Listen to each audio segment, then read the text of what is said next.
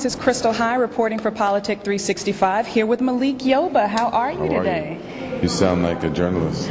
You've got that journalist voice going on. Well, that's what we're working for with Politic 365, okay, man. Good. That looks good. You got to step and repeat. Yeah. I feel like I'm on the red carpet. Yeah, you know, it works. This is red carpet-ish. We're really official. Right, that's good. So great to see you out today at the Alliance for Digital Equality's Digital Empowerment Summit. Tell us a little bit about your work with ADE. I started about 3 years ago. Okay. Working with Julius Jones. He has a great way, and I love telling the story of just accosting people in public places, minding my business while I was filming actually the first Why Did I Get Married.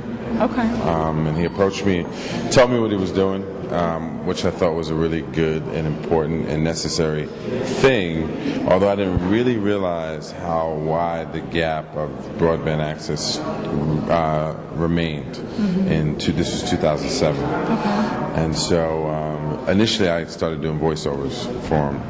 And then I started attending the summits and doing interviews and going to the panels and workshops, and was pretty floored by the information that you get from people who are working in the health sector and politics and public service and education and economics, and talking about the lack of access. Like here in the state of North Carolina, you know, there's some statistics that says, you know, at this school where Johnson C. Smith, right?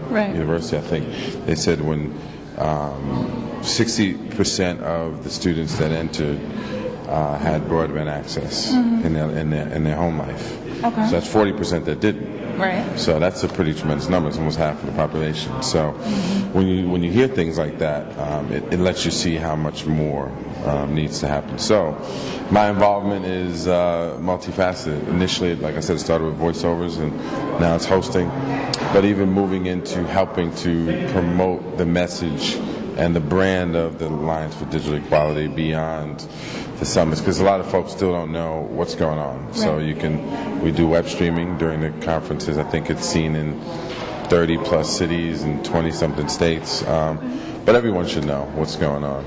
So how have you been incorporating the digital media into all of your endeavors, especially as, you know, film, television, things have changed of late? Well, that's the cool thing about digital technology as an actor is that, especially if you're entrepreneurial, as I am, you see opportunities. So you might have seen a web series I did for BET.com called Shop Talk that has led to more branded and branded entertainment opportunities, particularly working in the web space for corporations. So, like, I'm currently directing all the video shoots for the UNCF HBCU Empower Me tour. Right. So folks can go on uncf.org and find out about the tour stops that we're making between 2010 2011. In fact, this school was one of the tour stops last year. I wasn't involved with the tour last year, but I am this year, and I'm producing all this,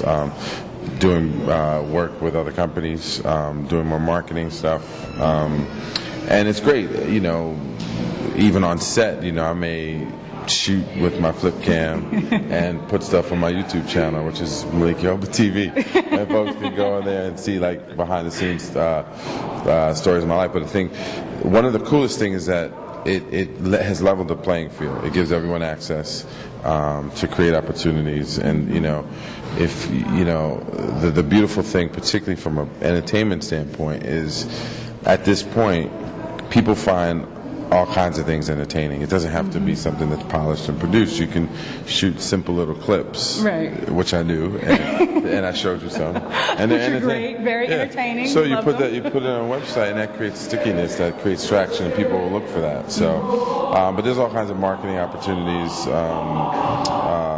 content creation opportunities, all kinds of stuff. So it's exciting because it keeps me. I've never been one to sit around and wait for TV or a film or anything, so I'm pretty busy.